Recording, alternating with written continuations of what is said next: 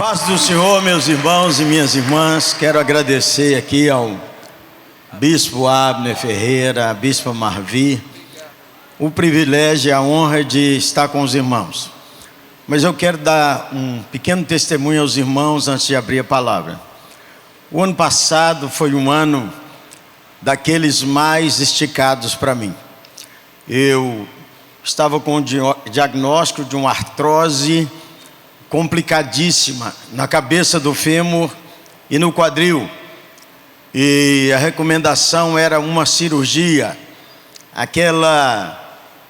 gente não sabe de muita coisa ou de nada. Alguns que fizeram essa cirurgia em nossa igreja falaram assim: pode ser que o senhor não vai aguentar mais.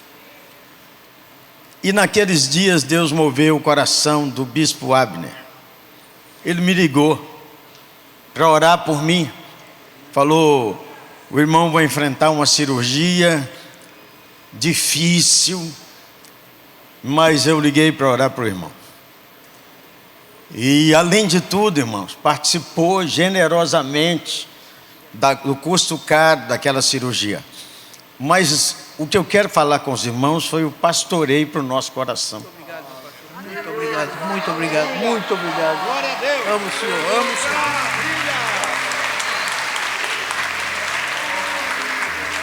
No dia mau que todos nós passamos, são os amigos do coração que nos socorrem. Então quero agradecer muito, muito, muito. Eu e minha esposa Cláudia. O ano passado eu estava ainda em recuperação quando minha mãe, Dona Ilka, alguns acompanharam aí durante a pandemia umas lives que fizemos. E minha mãe faleceu, eu tinha 15 dias de operado, 97 anos. E foi um ano assim de Deus esticar a gente. E obrigado pelas consolações. Obrigado à igreja que orou por nós. Obrigado aos irmãos. Sou devedor do amor que os irmãos têm, da bondade que os irmãos têm. E agradeço de coração. Choramos também, nossa igreja, com Madureira, quando o bispo Samuel ficou viúvo. E oramos pelos irmãos, continuamos orando por ele. Eu passei essa experiência da viuvez, e cada pessoa é diferente, irmãos. O luto é uma experiência absolutamente pessoal. Ninguém entende a dor que o outro está passando, mesmo que tenha tido experiência semelhante. A pessoa perde um filho, conhece alguém que perdeu um filho, a pessoa diz assim: eu sei o que você está passando. Não sabe. Essa semana orei por um casal que eles tiveram 3 abortos. O luto é como se os filhos tivessem falecido grandes, já adultos. O luto é o mesmo. Então ora ao Senhor para que os irmãos não deixem de orar pelos enlutados. Tenha paciência com os enlutados.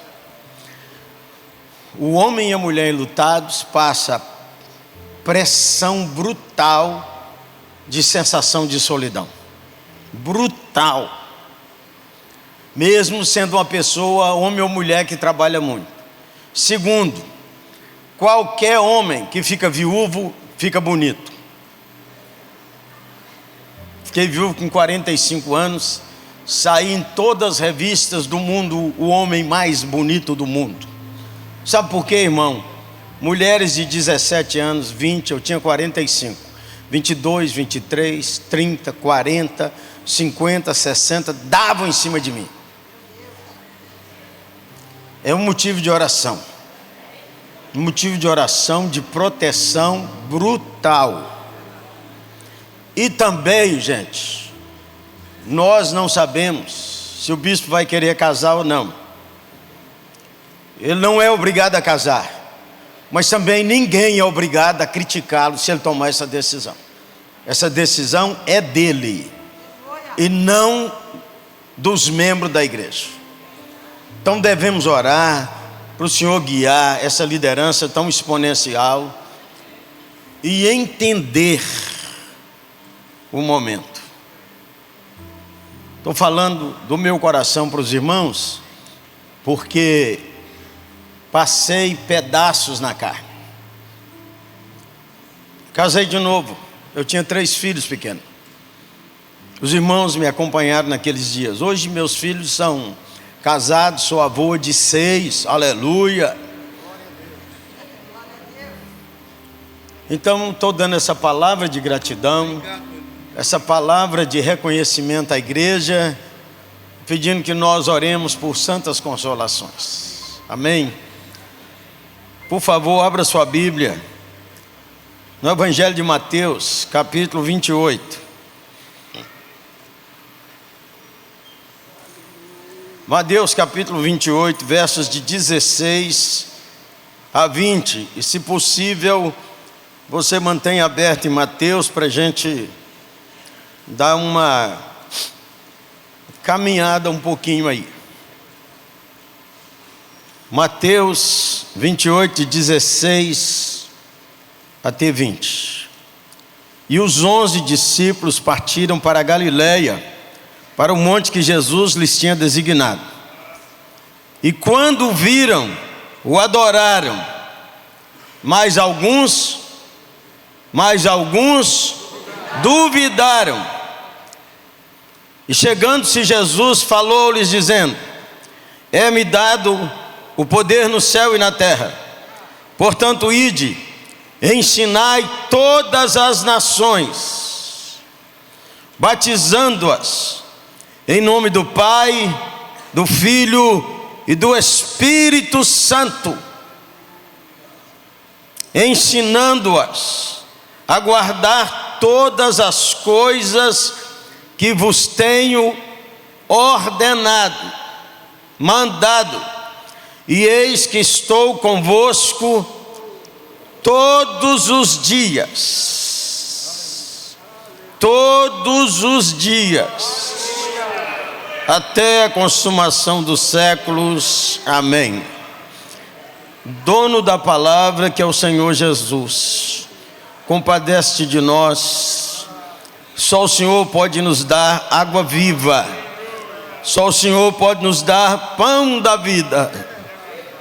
Compadece-te de nós, por amor do teu nome. Amém. Por favor, podem se assentar.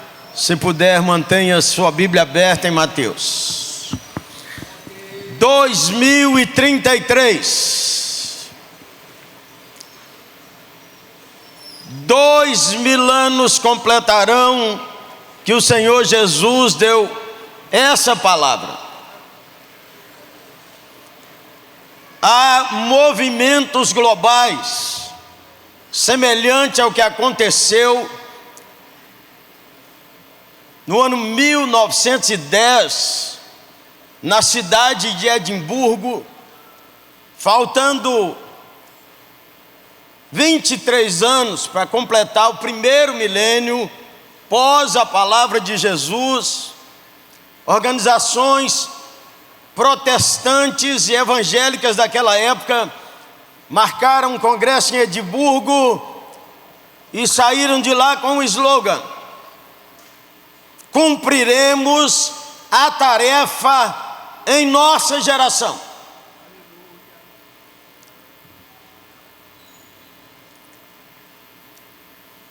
Os anos passaram e a tarefa não foi cumprida.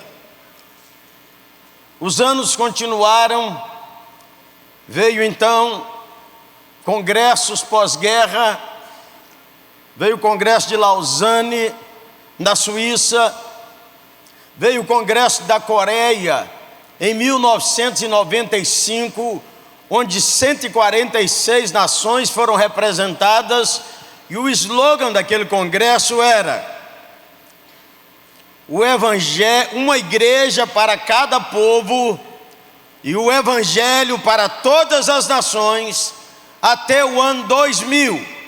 Eu estava lá em Seul. Foi em Seul que veio ao meu coração o desejo de criar um movimento de oração e de desafio aos jovens para a obra missionária. Naquele culto no Estádio Olímpico de Seul, nós tínhamos 80 mil jovens que assinaram um documento dizendo que ele ia consagrar a vida dele para a obra missionária. Aquilo me emocionou demais. E eu pensei assim, será que a gente podia fazer uma coisa semelhante no Brasil? Quando eu olhei o papel impresso do programa, estava escrito assim, em inglês, em coreano e inglês: agradecemos as mães que oraram. Veio no meu coração assim, é claro, ninguém ora por um filho igual uma mãe ora, especialmente quando ele está doente ou encrencado. Os pais oram, mas uma mãe, quando pega para orar, é brutal mesmo. Então conversei com uns amigos lá sobre... Eles trabalhavam com jovens. Eu, um pastor de uma igreja, do ponto de vista de Belo Horizonte, uma igreja numericamente ainda pequena. Liguei para minha então esposa Ana Maria, que veio a falecer no ano 2000, vítima de um câncer, e falei com ela: tem algo especial para compartilhar com você. E ela disse: eu também tenho. Ana Maria era nossa coordenadora do Ministério Infantil da 8ª Igreja Presbiteriana de Belo Horizonte. Quando eu cheguei, que contei esse fato para ela, ela disse: enquanto você estava lá, o Senhor estava dizendo para mim entregar o Ministério Infantil e dedicar o Ministério de Oração. E aí então, criamos esse movimento de oração interdenominacional, Desperta Débora. Alguém já ouviu falar? Algumas Déboras talvez aqui. E o slogan é: mães de joelho, filhos em pé. Esses dias eu entrei numa igreja católica em Louisiana. Tinha um banner assim: mães que oram pelos filhos, mães de joelhos, filhos em pé, paróquia não sei o que. Pelo menos encorajou aqui, ali e acolá. O ano 2000 passou, nós não fechamos a tarefa. O Dr. Rick Warren, que escreveu o livro Uma Vida com Propósito, começou um movimento global que o slogan é: finalizar a tarefa até o ano 2033. Esses alvos é para obrigar a gente a trabalhar. Quem vai fechar a tarefa no tempo certo é o dono da tarefa, o nosso Senhor Jesus Cristo, Rei dos Reis, Senhor dos Senhores, que deu a ordem, que vive e reina para sempre. O que a igreja vai fazer esse ano? O que você, obreiro, vai fazer esse ano? É o dono da igreja que tem opinião, e nós temos que seguir o que ele pensa. Então, num resumo muito breve, para depois a gente caminhar um pouco mais, o texto diz assim: ide, portanto, dizem os eruditos da língua grega, que na verdade é um gerúndio, é indo. Ide é, sai daqui e vai lá. O indo é, enquanto você vai. Indo fazer discípulo de todas as nações. Agenda da igreja, usando um slogan simples: para fora, evangelização. Para fora é para aqueles que ainda não nasceram de novo. Ele pode estar ao seu lado. Há presbíteros que não nasceram de novo, evangelistas, diáconos, pastores, líderes de ministério que ainda não nasceram de novo, mas eles conhecem muito da religião. Seu coração foi transformado pelo Espírito Santo? Um doutor da lei que conhecia de cor Gênesis, Êxodo, Levítico, Número e Deuteronômio e os profetas, chamado Nicodemos, o Senhor Jesus falou com ele: você precisa nascer de novo. É uma bênção ter você na Assembleia de Deus. É uma bênção ter membros na 8ª igreja. Ser da igreja não significa que você é de Deus, a não ser que o Espírito testemunha com o seu Espírito e que nós vejamos os frutos do novo nascimento na vida de cada um.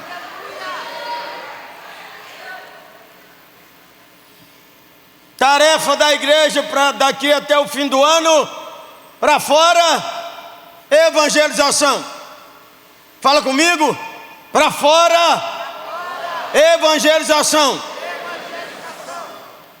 Para fora, evangelização. Indo, a missão é do outro lado da rua e do outro lado do mundo. Quem não dá fruto ao seu redor e quer ir para evangelizar nações, não entendeu a missão. É enquanto você vai, é todo dia, é onde você está, é no contexto, é no trabalho, é na faculdade, com os colegas de trabalho, com os irmãos ao seu redor, com os vizinhos complicados. Para fora, igreja, para fora, mais uma vez, para fora, ordem do dono da igreja. Indo, portanto, fazer discípulos. Para dentro, edificação. Os que nós ganhamos, ensinamos. Os que ensinamos, enviamos. Os que chegam, aprendem. Eles vão. Para fora, edificação. Para fora, evangelização. Para dentro, edificação. Essa é a agenda sua para o fim do ano. Não tem que inventar nada. Vamos lá? Eu vou apontar e você fala. Gente, cadê a igreja? Vamos voltar. Para fora, evangelização. Vamos dar um brado? Para dentro, para fora, para dentro. Então deixa eu ensinar a coreografia. Fica em pé que eu vou ensinar a coreografia. Vamos ficar em pé, por gentileza.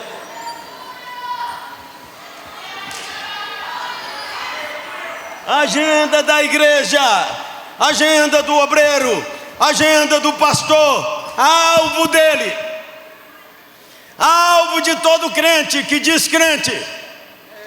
Para fora, oi, oi, oi, aprende a coreografia comigo. Para fora, para dentro, para fora, para dentro.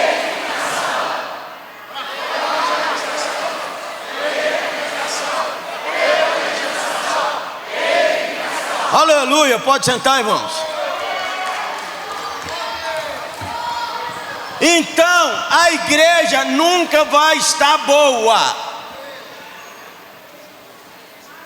A igreja sempre vai ter dificuldades e problemas. Porque enquanto ensinamos, corrigimos, treinamos, nós estamos buscando outros, que chega tudo complicado. Então, diz assim, essa igreja tem muita gente complicada. Uma senhora me telefonou e disse assim: é o senhor que é o pastor daquela igrejinha? A 8ª igreja? É um desaforo chamar nossa igreja de igrejinha, embora toda igreja é uma igrejinha. E eu falei: pois não, senhora, pode falar mais. Porque nessa igreja eu conheço uns que não pagam suas dívidas. Eu conheço umas moças que estão com namoro escandaloso. Eu conheço um povo desonesto, desrespeitoso dessa igreja. E aí eu falei assim: aleluia. Ela falou: o senhor ainda tem coragem de dizer aleluia? Claro. Um povo do jeito que a senhora está falando, eu estou empregado 20 anos. Mas eu estou dando aleluia pela senhora. Com a língua desse tamanho, a senhora é bem-vinda.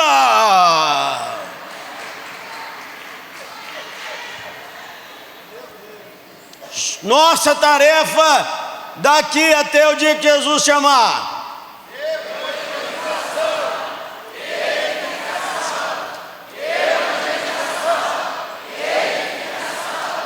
Olha que o Senhor Jesus não fala quanto tem no caixa. Não, nossa igreja não evangeliza porque não tem dinheiro. Nossa igreja não evangeliza porque os crentes não nasceram de novo, ou não têm fervor evangelístico, ou não entenderam o que Jesus falou. Todo dia Deus nos manda ao encontro dos incrédulos. Todo dia. Vocês já ouviram falar, a igreja está presa em 4 paredes? Quem já ouviu falar isso? Isso é o diabo que fala isso. Por quê? Ninguém mora aqui dentro. Nem cadê o gato? Eu ia falar que o único que mora aqui é o diácono. Eu já falei com o bispo que esse gato diácono é desviado. Eu chego aqui para pregar, ele dá o fora.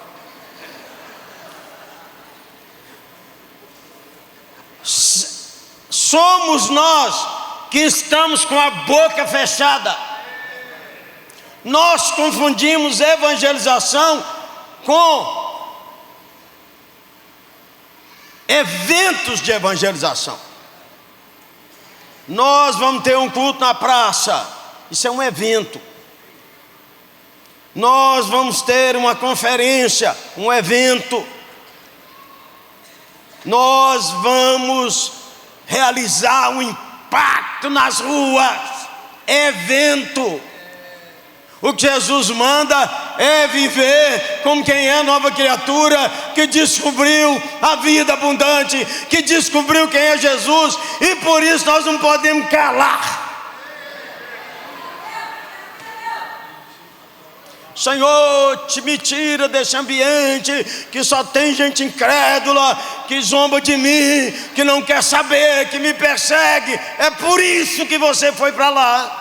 É por isso que você está lá. É porque você diz que crê em Jesus e a luz brilha é no meio das trevas. É por isso que você está lá. Para dentro, edificação. Como é que nós vamos ensinar? Não pode confundir essência com método. A essência é o ensino. A escola dominical é para ensinar a Bíblia, mas a escola dominical é um método, não é a essência. Os crentes não querem vir mais na escola dominical. Eles estão perdendo, e nós também não vamos jogar fora uma herança da igreja de que domingo de manhã é um domingo para aprender a Bíblia. Mas nós não podemos confundir as pelotas. Não, quando nós misturamos um método com essência, nós brigamos por tolice. Como que nós vamos edificar? Muita gente diz assim: a igreja não gosta de orar. Mentira! É o diabo que fica falando os crentes falar isso. Todo aquele que nasceu de novo gosta de orar. Pode ser que ele não venha no evento, reunião de oração.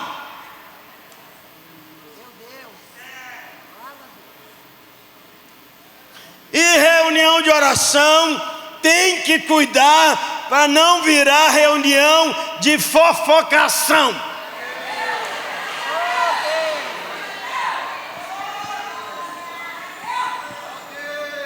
Reunião de oração é maravilhoso. Ter uma reunião de oração com todos os irmãos assim, é maravilhoso. Mas reunião de oração não são quantos vieram, é se vieram orar.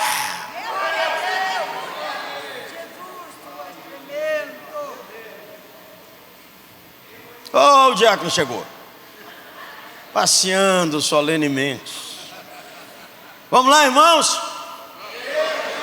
Vamos, gente, aprende aí para você não esquecer. 1, 2 e... Mova seu braço aí, ó.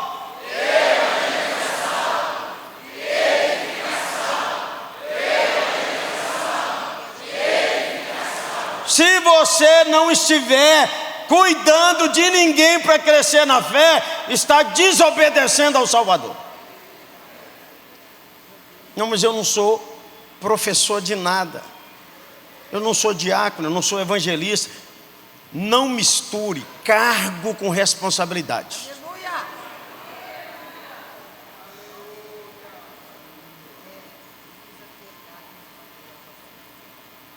Não misture.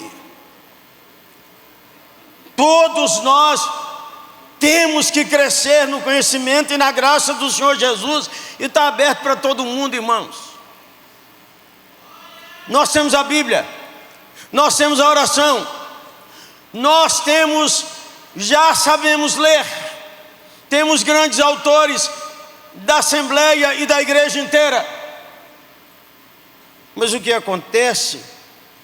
Que nós podemos passar a semana inteira sem ler Bíblia. Estou falando de leitura.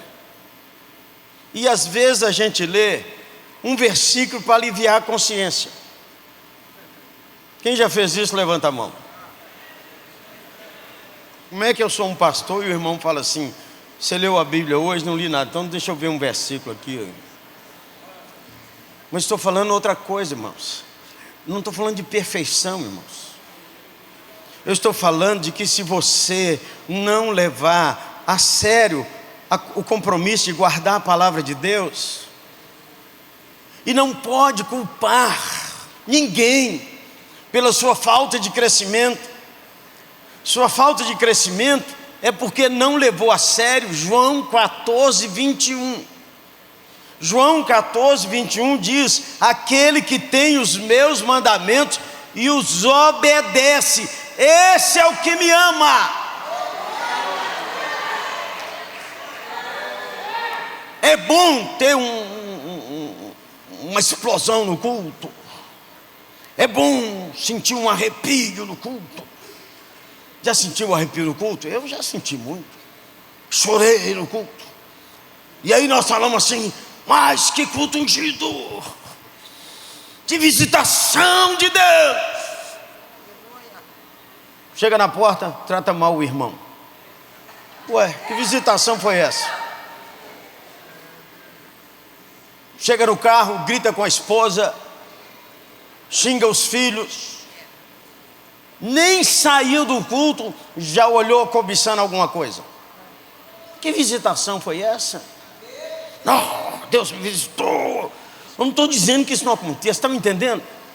Eu estou dizendo que você e eu não podemos confundir as pelotas. Amar a Jesus é obedecer a Jesus. Então, trata de voltar para casa hoje e reconciliar.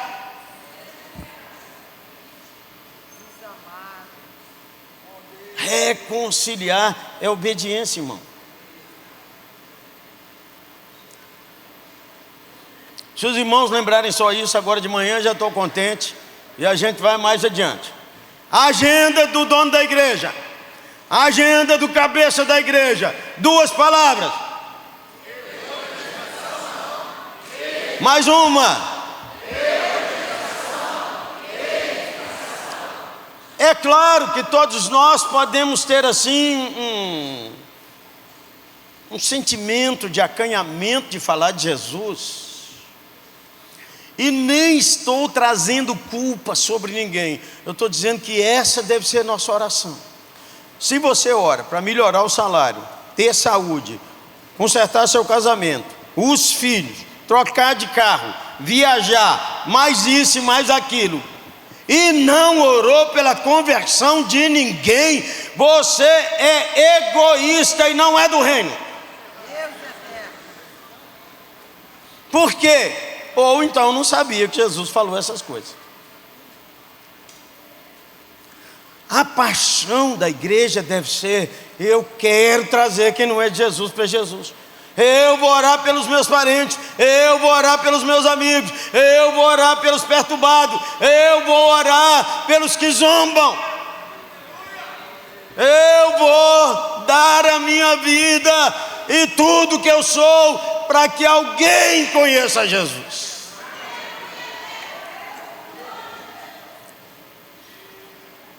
Pede ao Senhor para que nossa agenda de oração da igreja ela comece a mudar. Nossa paixão de oração não seja que eu fique curado. Porque se você é de Jesus, só fica curado para servir melhor o reino, senão vai perturbar.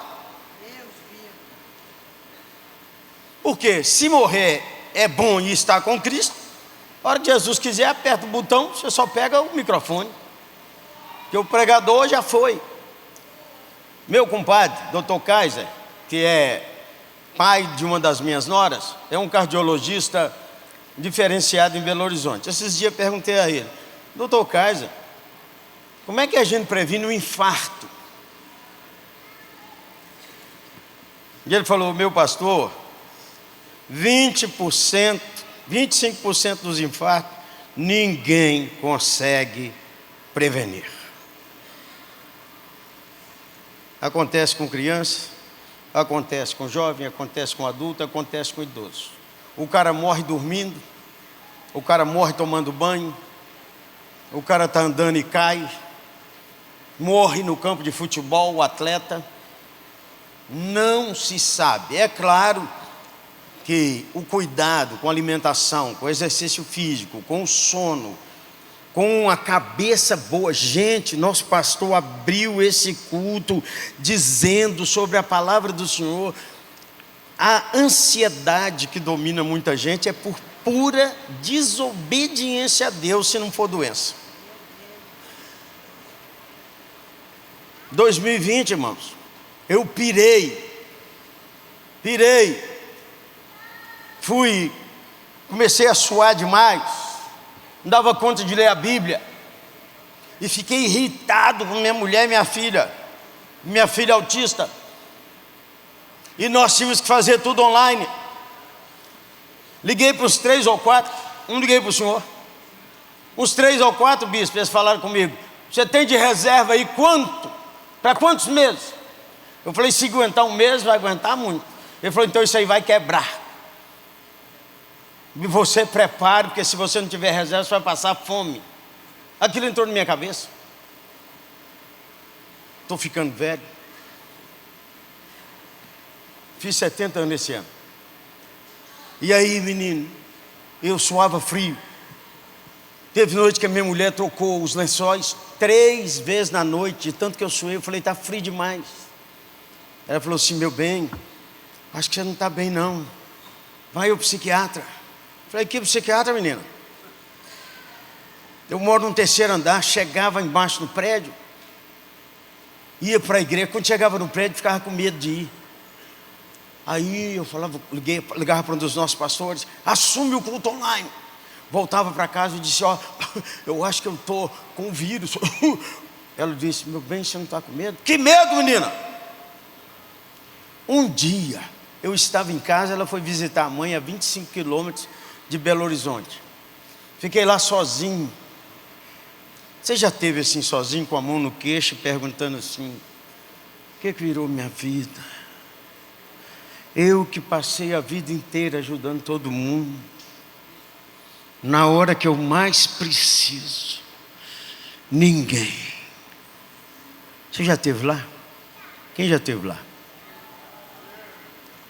Primeiro, isso é uma mentira. Que é: nós não contamos todo mundo. Se eu tivesse ligado para o bispo, ele tinha ido lá e mandado me buscar. E quem escolheu que era o dia mais foi você, e não contou para ninguém. Eu estava lá desse jeito, irmão, acabrunhado. Toca meu telefone. Ailton Desidério, Rio de Janeiro. Um amigo batista, um psicanalista, um psicólogo, um brutal. E ele me chama de Jabezão. Uma vez preguei um sermão sobre esse valente de Davi. Uma vez vou voltar aqui e pregar. Jabezão, 1 contra 800. Aí ele falou: Jabezão, o que está acontecendo aí? 3 dias que eu estou sonhando com você. Aí, menino, eu comecei a rir. Falei: ô Senhor, não quero ofender ninguém, falei isso com meu amigo. Ô Senhor, quando o Senhor quer cuidar da gente, o Senhor põe a ter batista para sonhar. Se fosse assembleano ou outro, normal. Aí, menino, ele falou comigo 1 hora.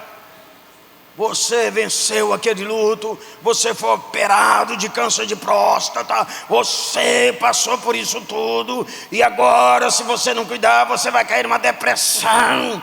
Falou 1 hora na minha cabeça, mas eu estava emocionado porque Deus mandou alguém falar comigo. E ele falou comigo: vá ao psiquiatra segunda-feira.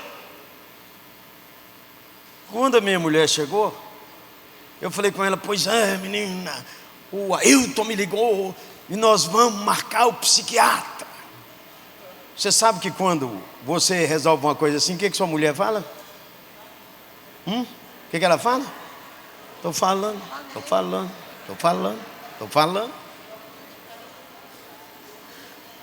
Fui no psiquiatra, um cristão não congregável. Contei. Ele falou: então o senhor vai tomar esse remédio aqui. Falei: doutor, quais os exames que eu vou fazer? Ele disse: não tem exame para fazer não. Falei: o diagnóstico é clínico? Foi: o diagnóstico é clínico. E o que eu tenho, doutor? Ele disse: o senhor tem a síndrome do medo. E eu falei com ele: você está amarrado em nome de Jesus. Ele riu e falou: conheço o trabalho do senhor, conheço o seu trabalho, mas eu falei: tá bom, doutor, vou tomar um remédio. Fui ler um livro do doutor John Ortberger, Vem Andar sobre as Águas. Naquele livro, no capítulo sobre o medo, ele explana sobre um relatório de Harvard, que a gente tem um cromossoma, que sob determinadas circunstâncias, ele dispara o medo na alma da pessoa. A queda fez um estrago na raça humana. E aí eu falei: vou tomar os remédios. Irmão, eu não tinha coragem de pregar, eu não tinha coragem de conversar com ninguém sobre o Senhor Jesus,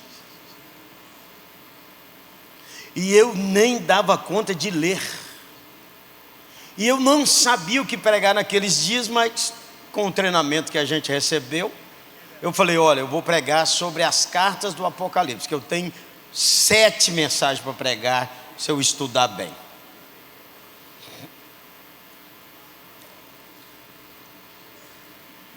Não dava conta, irmãos, de orar.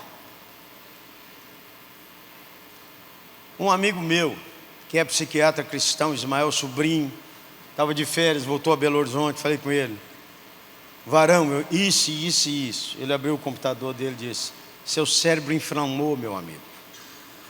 Seu cérebro é química, ele descompensou. Falei: o cara me deu esses remédios. Ele disse: toma, daqui 1 mês vão ver. E você sabe, quem tem a cabeça boa, não lê bula de remédio. Porque bula de remédio, se você der esse remédio, você tem um efeito colateral. Você vai começar andando assim.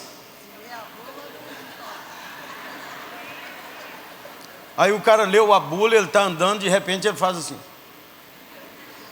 Ninguém lê bula de remédio. Menino,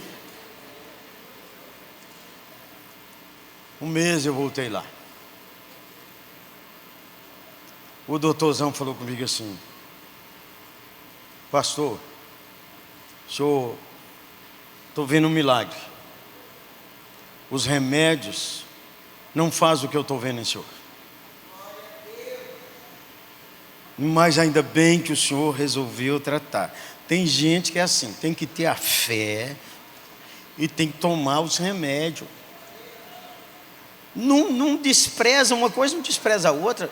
De vez em quando Deus manda parar. Quando Deus manda parar, obedeça. Mas enquanto você não tem palavra de Deus, irmão, o cara gastou anos pesquisando aquilo. Quem já foi criticado aqui por tomar remédio? Eu já fui, irmão.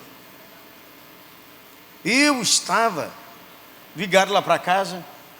E eu falei, irmão, não posso falar, eu estou com uma dor de cabeça horrorosa. E o homem falou assim, pastor Jeremias, dor de cabeça? Não acredito. Sou um crente, um homem de fé, eu respeito o senhor. Dor de cabeça? Repreende isso, pastor Jeremias. E toma posse da cura. Falei, irmão, já fiz tudo que eu sabia. Já repreendi, já amarrei, já expulsei, já fiz tudo. Minha cabeça está doendo. Então você ora aí, irmão. E ele fez uma oração longa. E ele fez tudo, ele repreendeu, ele amarrou, ele determinou. Daí 40 minutos ele me ligou. E aí, pastor Jeremias? Falei, meu irmão, estou pior depois da sua oração. Além da cabeça estar doendo, ainda estou cheio de culpa. Que pastor é esse? Falou, persevera, pastor Jeremias. Beleza. Daí uma hora ele me ligou. E aí, pastor Jeremias? Oh, irmão, aleluia, podemos conversar. Ele disse, amém, amém, amém. Aí eu falei com ele, tomei 2 Neosaldina. Ele falou comigo assim, estou decepcionado, pastor Jeremias. Em vez da sua vida me edificar, o senhor virou um tropeço para mim. Tá bom, encontramos no culto, domingo. Chegou domingo, irmão, ele estava lá, um óculos que tinha 8 graus de um lado e 6 no outro. Miopia. Ele falou, pastor Jeremias, o senhor me decepcionou porque o senhor não creu. Eu falei, creia você, irmão. Joga o óculos fora e vai dirigindo, eu vou te enterrar amanhã. Você entendeu o ambiente da edificação? Como a gente não traz culpa para os irmãos, mas os encoraja a andar com Jesus.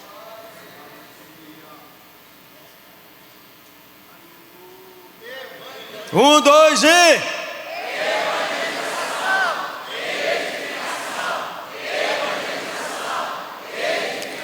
A igreja não precisa estar madura para fazer isso. Olha o texto bíblico. Olha o texto para mim. Verso de número 16.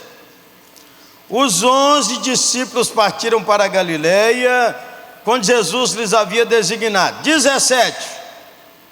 E quando o viram, o adoraram. Esse é o ambiente da igreja. Alguns adoraram, alguns duvidaram. E Jesus não falou aqui, os que duvidam, desse lado. Os que adoram, desse lado. Eu vou dar a missão só para os que adoram. Nada disso. Porque o que duvida hoje, adora amanhã. E o que adora hoje, pode duvidar amanhã. A vida é ao vivo. E glória a Deus pelo irmão Tomé. Tomé não foi no culto, perdeu a bênção. Hoje não perde, porque está online também, viu, irmão? Tomé disse, se eu não puser a mão, se esse, se aquilo, não acredito não. O Senhor Jesus apareceu e falou, irmão, ei Tomé, olá irmão, a paz. Irmão, pode pôr o dedo. E glória a Deus que Tomé fez isso, sabe por quê? O Senhor Jesus, por causa disso, deu uma promessa para nós. Ele disse, bem-aventurado os que não viram e creram. Aleluia, estou nessa promessa. Há irmãos no ambiente da alta perseguição que têm tido visões da presença do Senhor Jesus. Há irmãos nos ambientes mais difíceis que temos testemunho disso, mas a maioria de nós não viu Jesus fisicamente, mas cremos na sua palavra, porque a promessa chegou até nós. Bem-aventurado os que não viram e creram.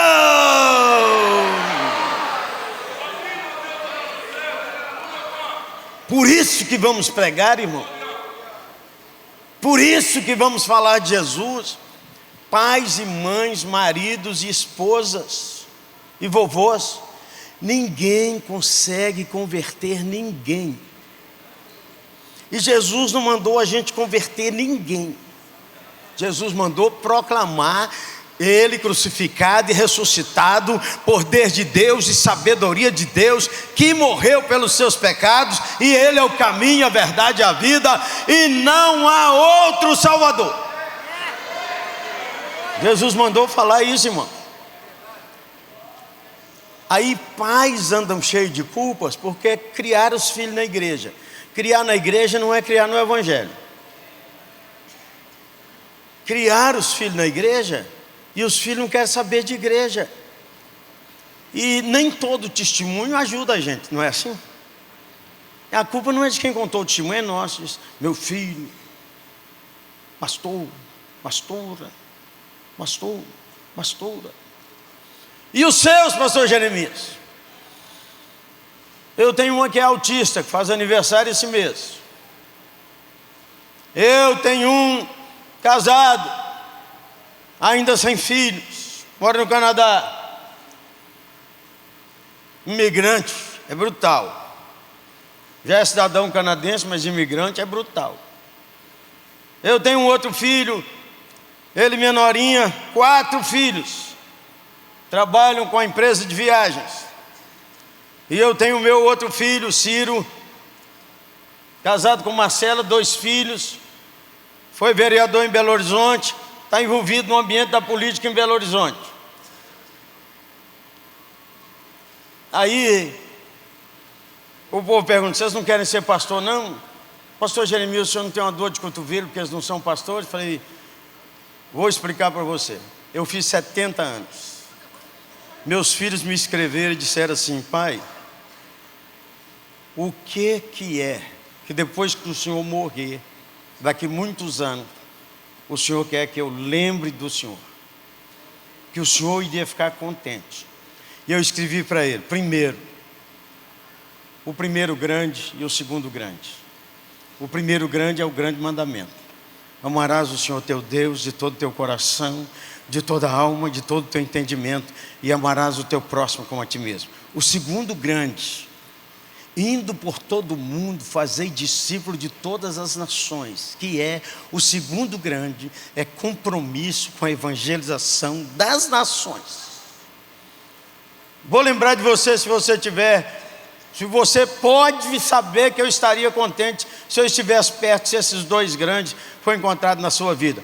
Segundo, ama seu pastor, ama sua igreja, cuida do seu pastor e da família pastoral.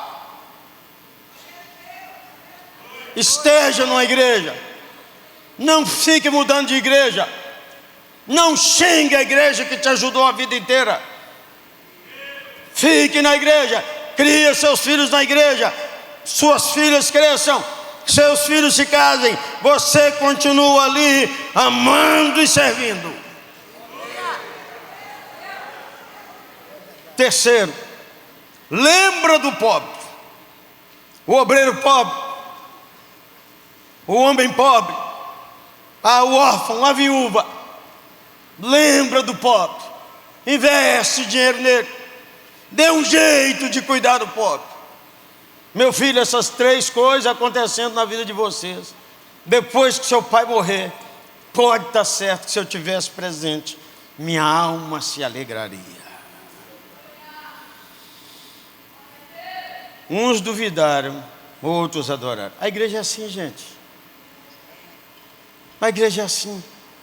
Tem dia que nós estamos assim, levantamos muito crente. Fala sério. Tem dia que você levanta assim, os guerreiros se preparam para a grande. Sou eu, Jesus. E lá vou eu para cima do inferno, da carne e do mundo.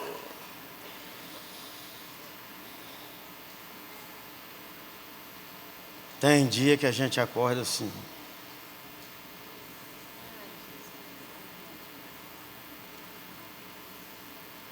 Senhor, Como que é difícil. Está difícil. Ué, cadê o homem dos guerreiros de ontem? Sabe por quê? A vida é ao vivo. Não é perfeição. Hoje eu vou te ajudar, mas amanhã você tem que me ajudar, porque a igreja edifica uns aos outros. A igreja é para cuidar uns dos outros. Não tem ninguém melhor do que a igreja, do que o outro crente. Não tem. A oração do pastor é mais forte. Onde? A oração da irmã é mais forte. Onde? Deus pode ter acrescentado no pastor e na irmã? Claro. E eu reconheço o dom deles. Agora eu também podia orar, irmão. Experimente orar em todo lugar. Em todo lugar. Pergunta a pessoa assim: aceita uma oração? Em qualquer lugar, irmão. Pode orar de olho aberto. Não precisa fechar o olho, não. Fala de Jesus todo dia. Irmão, continua sendo ensinável. Você tem que ser edificado até o dia que Jesus te chamar. Nenhum de nós pode falar: essa meninada, essa nova geração não tem nada para ensinar. Isso é soberba. Ao edificar a igreja, pare de chamar a nova geração de Nutella. Pare de chamar os adolescentes de aborrecentes. Para de xingar nossas filhas, porque às vezes olhamos as moças, uma ou outra moça do ambiente nosso na igreja, que ela tropeçou, e nós não devemos, como servo do Senhor, dizer: a filha de fulano, ó, filha do presbítero, filha do dirigente da congregação, ó, olha aí como é que virou uma piriguete. Isso é o diabo usando sua boca. Todos os filhos da igreja são nossos filhos. Todos os filhos são nossos. Se tropeçou uma moça, se tropeçou um rapaz, nós sofremos, porque eles são nossos. Edificação. Nós não abrimos a boca contra os nossos filhos, pelo contrário. Salmo 144, 12 diz assim: que os nossos filhos, os homens, sejam como plantas viçosas. Ele pode não estar assim hoje, pode, mas eu já estive lá, e você também já esteve lá.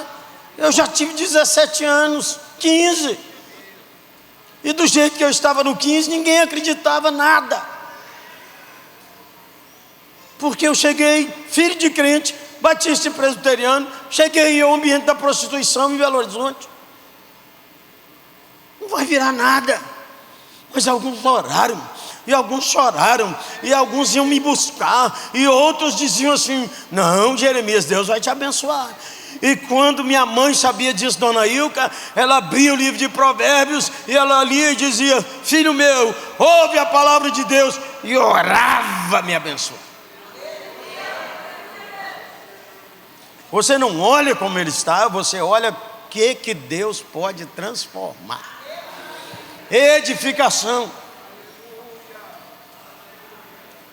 E diz o Salmo 144, 12, que as nossas filhas sejam como pedras angulares, obras de arte, trabalhadas pelo Senhor. Ei, gente boa, nossos juniores, nossos adolescentes, nossos jovens, é assim que os abençoamos, porque Deus é o nosso refúgio de geração em geração, e Ele abençoará, e Ele ouvirá nossa oração, porque nós seguimos para fora evangelização, para dentro edificação, e Deus abençoará o seu povo.